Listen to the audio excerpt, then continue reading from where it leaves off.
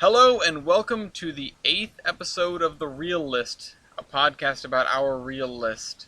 I'm sitting here wondering if this is actually the 8th episode or if this is the 9th episode. I don't know. Hold on, let me... You look that up. I'm your host, Ellis. I'm your host, Gloria. And today we have a selection from... I guess the both of us? From Audrey, actually. From Audrey. For who don't know, Audrey is my 7-year-old little sister. She's a peach. We love her here. And yeah. And she loves Encanto, which is a 2021 computer animated musical fantasy comedy. That's a lot of things. Okay, it's a Disney movie, okay? It is the 8th. It is the 8th episode. It is the 8th? Yeah, okay. Okay. It's a Disney movie. I started just reading this reading the Wikipedia page off, but I don't really need to give all the details here. It's a really relatively recent film. This episode and next episode are going to be relatively recent films, whereas the last ones have been kind of old. We haven't even dug back into the oldest thing on our list, but the Money Pit is pretty old, relatively speaking. Wait till we do a review on the African Queen. Yeah, that's what I mean. We gotta do African Queen, then we gotta do Jungle Cruise. No. Yes. No. Yes, we gotta. No. What do you have against Jungle Cruise? I don't want to watch it! That's not a good reason. Anyway, so it stars a bajillion people, including Stephanie Beatriz, John Leguizamo, Jessica Darrow. I'm just going down. I'm skipping names here. There's a lot of stars in this movie. There's a lot of focuses. This is it's an entire family's worth of protagonists, and it was also storyboarded in part by Lin-Manuel Miranda, which we love because we love Hamilton, which our dog Lafayette is named after Lafayette in the musical. Obviously, of course, named after the real person, but I don't think I would have really cared about Marquis de Lafayette if it weren't for Hamilton the musical. But yeah, story by Lin and a bunch of other people. Produced by Walt Disney, screenplay by a couple of other people, Charisse Castro-Smith and Jared Bush. Again, this is a massive masterwork of a film. I loved it. I assume you loved it? I mean, yeah, I loved it. I've watched it 5 separate times without Audrey being here, so of course. Oh, that's true. You have chosen to watch it multiple times. I watched it while she was here, and then I watched it like 3 separate times while she wasn't here. And then I was like, okay, I think I'm addicted. It's such a good movie, and the songs are really catchy. Yeah, I was gonna say between Audrey watching it, you watching it, and just TikTok, I was singing the songs without ever having seen the film. And when we finally went to visit Audrey's mother up in Maine, she was like, "Oh, let's watch Encanto." Audrey said, "Let's watch Encanto," and I was like, "Yeah, let's do it." Let's do it because I need context for all these TikToks that I've been seeing. Yeah, I needed to know the context for the different songs, and I even went so far as to look up the lyrics for the songs on Genius, just to read all the annotations and try and figure out what the songs were about based on what the based on what the annotations were saying and stuff.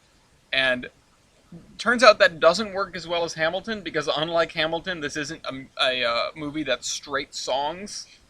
Hamilton spoiled me, because there are like 5 lines of dialogue in the entire play that aren't part of a song. I mean, yeah. Lafayette. he's trying to get the cat. For those of you who haven't been here, we got a cat. We have a new member to the family. His name is Venkman. Yep. Just wait until next episode for that. I don't know where to go about this. There's so much to say about this. I loved it. I loved it too. What was your first thoughts of this movie?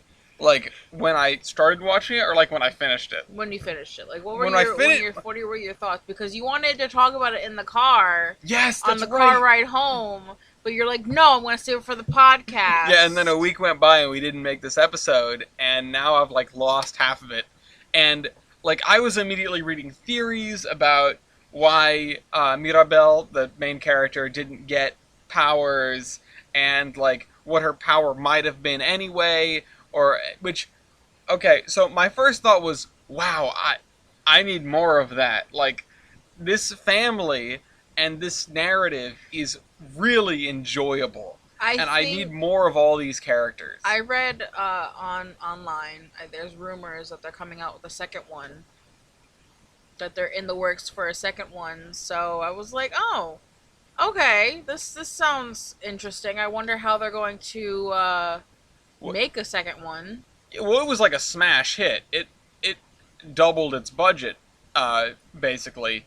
So yeah, I mean they're probably gonna make a second one if they can figure out how to do that. Because I've been seeing on TikTok like people doing their own fan fictions and everything, and they're like, oh, if they do an Encanto 2, it's gonna be Maribel who does the ceremonies and the gifting ceremonies, and I was like, that kind of makes sense, seeing how she doesn't have a gift. Um, But she does have a gift, though. She does. what's her gift? Her gift is the house. I mean, we don't get to see what this is just what I was reading. We don't get to see how the house interacts with everybody else, but when everything's falling apart after my favorite song in the movie, which is "What Else Can I Do?" When the whole house is falling apart, the house pushes everyone else out and helps Mirabel get to the candle specifically. Mm-hmm. The house cares for Mirabel, more than anybody else, it would seem. More Yes, because except for what's the grandmother's name? Elma. Alma. That's the other thing. There's so many people in this movie I couldn't keep the names straight. I have only just begun to nail them down. I know Mirabel. I know Isabella because again her song's my favorite, and I know Bruno because how could you not? We don't talk about Bruno. No, no, no. Oh God. So if you want, there's Pedro who dies in the first scene. Oh, here we go. There's Pedro. There's Luisa. There's Isabella. There's Alma. There's Mirabel. I just found a picture of all of them. There's Augusto. I think it's Augustine or Augusto. There's Julieta, Camilo, Antonio, Pepa, Felix, and Dolores. How many of those did you memorize, and how many did you just read from the picture in front of you? I was just picture. Well, I mean, you started without me clicking on it. Oh, it's Augustine. Augustine. Not Augustine. Which again, this is it's such a fun family, right? And yes. it's such a and can I just say how all the characters have their powers incorporated into their clothes? yeah. Like Luisa has the barbells, Isabella has flowers, Mirabel and Alma have like kind of same thing going on with the butterflies. Well, she has like family stuff. And yeah, the butterflies, which is a really cool one with regard to the prophecies, Mm-hmm. because if you think about a butterfly, when you're talking about the future or time travel or whatever, it's a butterfly is a small event that changes that affects the future in a big way. Mm-hmm. So, I wanted to talk about the prophecy a little bit. Bruno's last vision. Mm-hmm. But I did still want to say about how her power is the house. And it's like the house helps her the most. And then when she touches the door of the new house, Mm-hmm. that brings Casita back, Mm-hmm. and brings the miracle back and the powers back and everything. And the interesting thing is that when she puts her hand on the doorknob, again after wiping the candle off on herself, which is another thing entirely,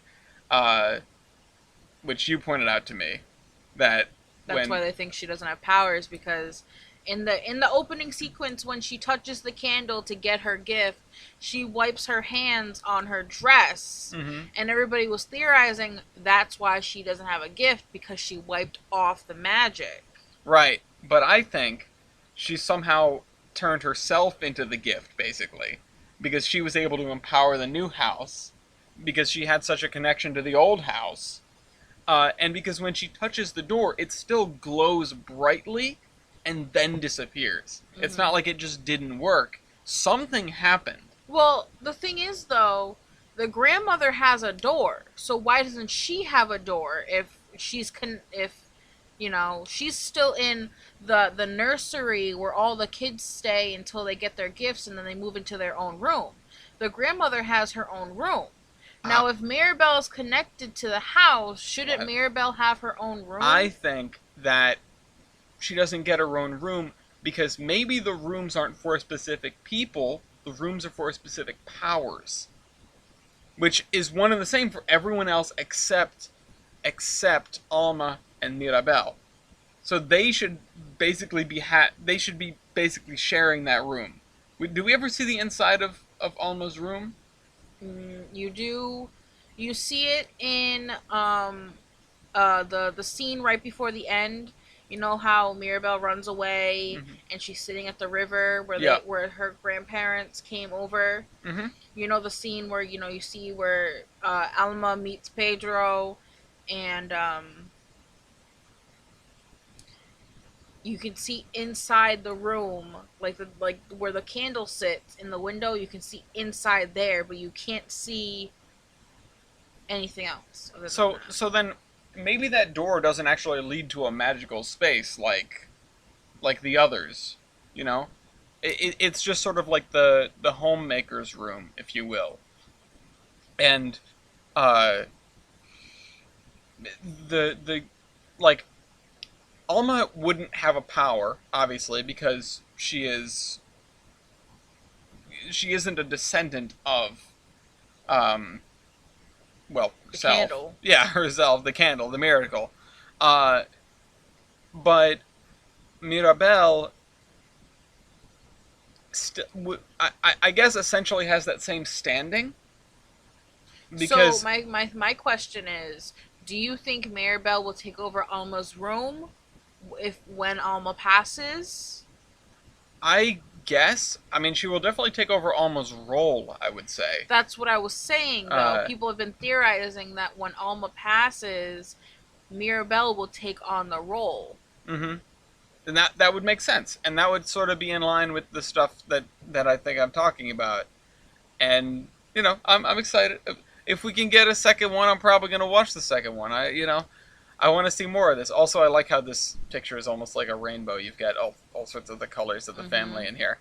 Also, they've actually had the multiple theater posters. Mm-hmm. They've hidden Bruno in all of the posters. Yeah. So I don't know if he's in this one, but I know if we go back to the other poster up top, which is probably what everyone else is looking at. Yeah. He should probably in here somewhere. Oh, that's a tiny thumbnail of a photo. Never mind. We'll have to find it better. See him? Where? No, I don't see him. Maybe. Oh, I see him. Okay, I see him. Yeah. Oh man, what the heck was I gonna come back to? I said I wanted to talk about Mirabelle's miracle and the house and such. What was the thing that we were talking about just then? How she's connected to the house? No, like before that. No, I said I wanted to come back to. Anyway, Bruno's a character. Bruno is really entertaining.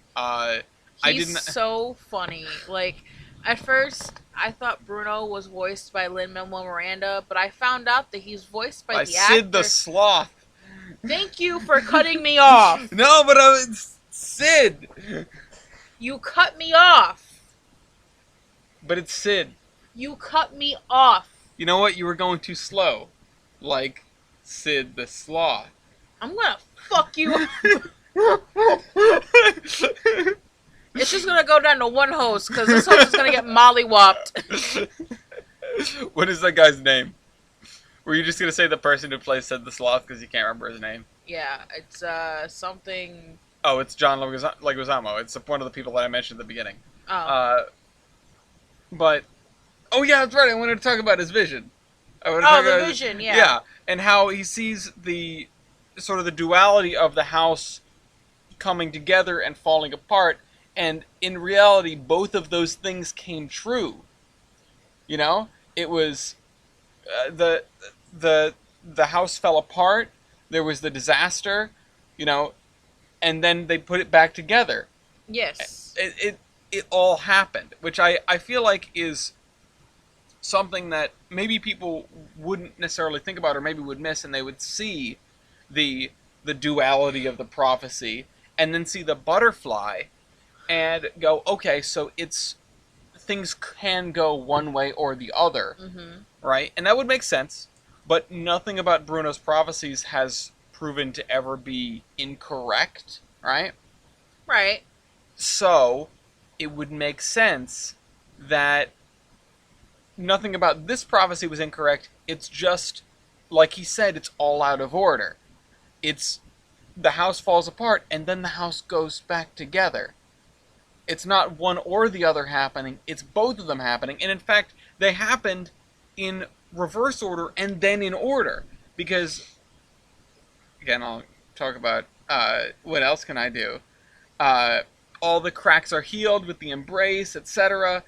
And then they get chewed out by Alma, and then everything falls apart. So you get one half of the prophecy and then the other half of the prophecy immediately. And then, fast forward towards the end of the movie, you get the first half of the prophecy again. After the butterfly, which also shows up. I just love. Can I just say this? Everybody thought Bruno just up and left, and he'd been hiding in the walls. With the rats. He was hiding in the walls, and I was like, okay, sure, go off. Yeah, I mean, did you see that coming the first time you watched it? No. No? You thought he No. was just gone? I thought that Mirabelle was gonna like go and find him. See, everything about this movie was spoiled to me, except when Audrey said that Mirabelle gets powers at the end, and I kept waiting for that. And I kept going, oh, when what's her powers then? When's she gonna get powers? And so I had thought that it had been spoiled for me, which I'm not sure if this is better or worse than an actual spoiler when someone tells you the wrong thing. When you think you got the movie spoiled and then you're expecting something and it doesn't happen. I don't know if that's better or worse. I don't know. Although I wanted to say that I like how the whole situation with Bruno and the prophecy and the situation with the family and the miracle, how that got passed, how different people learned about it. Namely, the little kid, what is his name? Antonio. Him. How he learns about Bruno because of the rats, because he can talk to animals. Mm-hmm. And then, who's the girl who could hear? Dolores. Dolores, learning about it by hearing, which also, that was a great shot. Like a great transition, almost like a Wes Anderson, like, they're having the conversation in the foreground, like, okay, as long as nobody finds out, everything's okay. And then it, like, rack focuses into her standing on the other side of the house, like... She's like, I know. And then walks away so fast. In the dinner scene. I was cringing the whole dinner scene. Could you survive that dinner scene, the dining table scene, the proposal scene? No. As soon as when I first watched this movie and I saw Dolores and she was like, I know, and then walked away and I was like, this bitch is snitch. She gonna snitch. I mean, like, everyone, though. Everyone. Nobody can keep their mouths shut in that entire family, apparently, that's except what for my Bruno. family is. Sorry, guys, if you watch this podcast. Okay, so you're saying it's an accurate representation. Yeah. There you go. This is not token representation. This is a real, like, Latin American family. I mean, not, like, it's not like an actual representation. Like, people can keep their mouth shut. But, like, if it's, like, shut up. Don't look at me like that.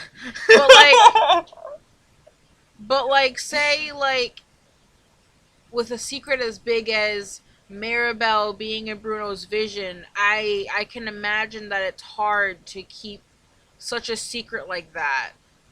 And can I just say that this movie shows representation of sibling rivalry? Yeah. I Like, with Isabella and Mirabelle, and like, it's just mostly them, though. It's not like any other siblings either. Well, you don't get to see the other ones that much. No, And because it's mostly Issa and Mirabelle. yeah, which again, I love Issa. Uh Mm. no, she's got a great song, and like at the end of it when she's got like the messy outfit, I'm like, that's so cool. She looks so cool with You know the what's splashes cool? of color all You know over what it. else is cool? Is it, are you gonna say sleeping on the couch? Yeah! Sleeping on the motherfucking couch is cool, too! I'm kidding, I love you. I love you too. But seriously, isn't it It great? is cool, and actually, Isabella is voiced by Diane. What's. Guerrero? Yeah, Diane Guerrero. She is actually plays in Orange is the New Black. Oh. She plays in a show that I've been watching for a while called Doom Patrol. She is. Oh, that's right. You told me, yeah, that she's Jane. Yes. Right? And I said which one, and you didn't get it for a minute. But yes, she is fantastic, and I love her. And she grew up in Boston, apparently. So that's fantastic. Woo! Represent. We're not from Boston, though. No, we're from Rhode Island. Close enough. I wanted to say, because now we're talking about Issa and the whole thing in a room and everything, I wanted to ask you, because I already have a firm answer on this. Which room do you think is the coolest of the rooms? We only get to see a couple of them, right? We only see the nursery, which is Mirabelle's room. Right. We see Isabella's room and Antonio's room. That's all we really see. We also see Bruno's room. We do see Bruno's room. And that is the coolest one, I think. I mean, it's really neat. There's a lot of fucking stairs. Yeah, I was about to say, it's really neat if you don't have any concerns about climbing stairs. I would die.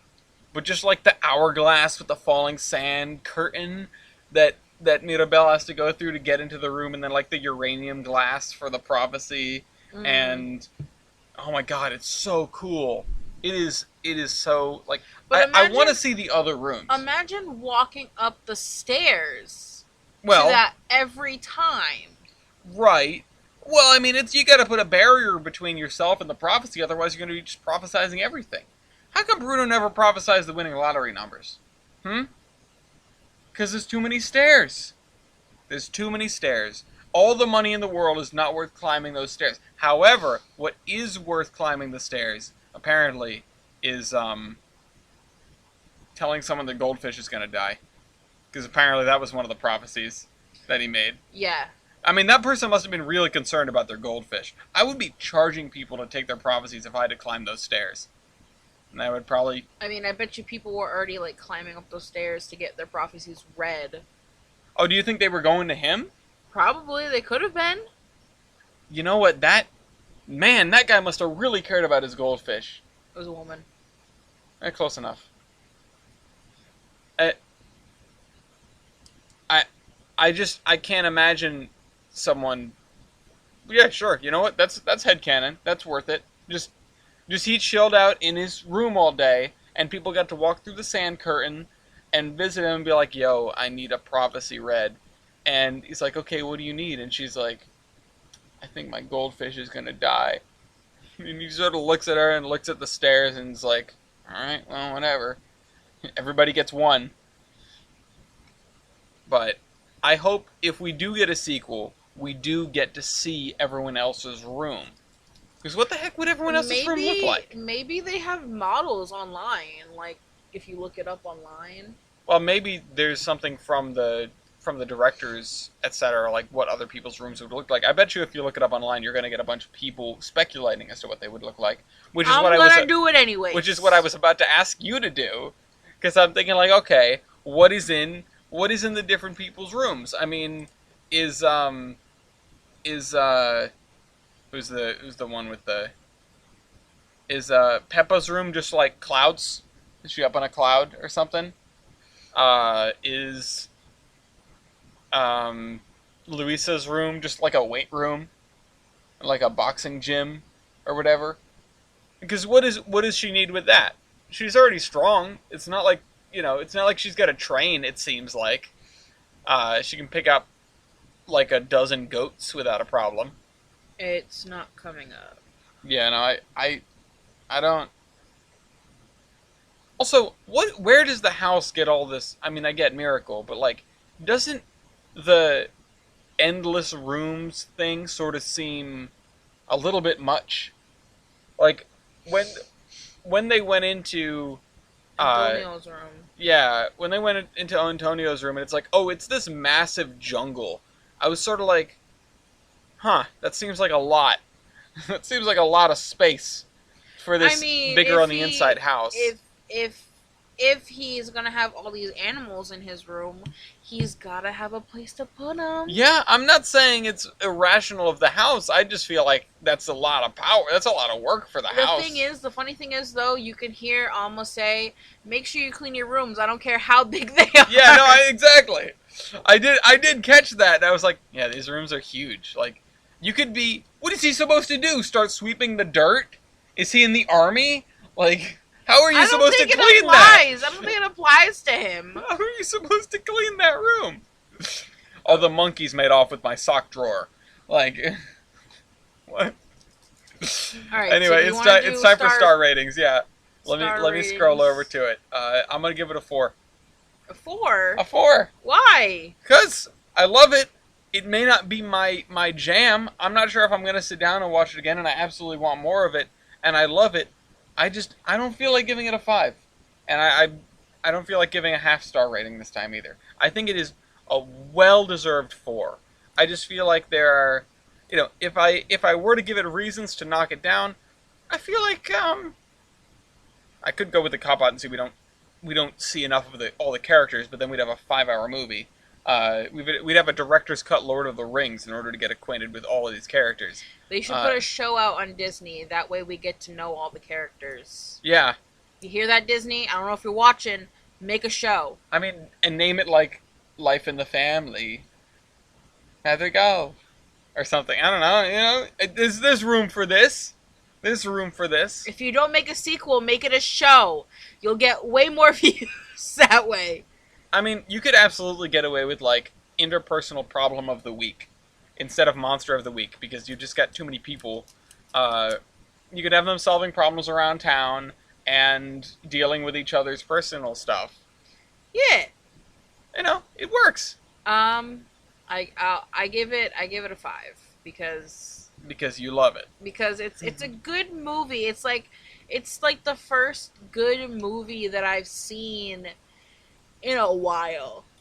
First of all, rude considering the second, considering what we're doing after this. Well, no, it's the first good animated movie I've seen in a while. What is the last animated movie that you've seen? Out of curiosity, I'm wondering when is the last big animated movie that came out? I mean, I guess. Well, I saw Toy Story 4. I never seen Toy Story. You never saw Toy Story 4? It's good. Was it one of those the spork? Yes, the one with the spork. Yes, I've seen Toy Story 4. Yeah, I mean that was good, but that came out like years ago now. I'm gonna feel old. When did Toy Story? No, not the original one. That makes me feel even worse. When did it come out? Wait, seriously? It was only 2019? It feels like it was 5 years ago. Oh god, that was 3 years ago. Still, it feels like it's so much longer than that. I was gonna guess it was like 2016 or something. I feel like I caught that one way late, but I guess I was living here when I saw it, which is weird. But what movie came out like before this? What was the previous good movie that you'd seen? Because it's like Frozen 2. When did Frozen I've never 2 seen come out? Frozen 2. Yeah, I haven't either. I bet you if Audrey was here, she'd be able to tell us everything about Frozen 2. Exactly. And all the other animated movies that came out. I mean, I would have to go back and like IMDb, but it's true. It's the first, like, for me anyway, it's the first one that I've really latched onto after Up. Because I love I love Up. We need to do an episode on Up someday.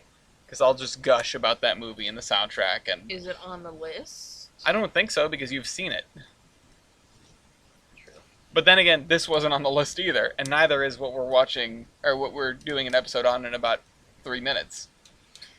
You hear that, people? Anyway, do you want to tell the audience then? Because I've been talking too much. We are doing a podcast. Next episode's on Ghostbusters Afterlife. Hell yeah. Yeah. Yeah. I mean, what else can you say other than that? I guess that's. Also, I wasn't writing down when the other episodes were posted or which ones they were. That sounds like a you problem. It is 100% a me problem. It's a documentation issue, but it's okay. I don't think we're gonna forget and redo the same movie again. No, maybe. Hey, babe. Want to make a podcast? You want to watch a movie? Bye, guys. Do I have to do that? Yeah, you know what? I got to do the obligatory, like, if you liked this, please like and comment and subscribe and etc. We're trying to get this channel up to 100 subs so we can fix the custom URL, but also we want you to see the other releases of this podcast and enjoy them. And anyway, I'm going to go sleep on the couch now. Bye, guys. Goodbye, everybody.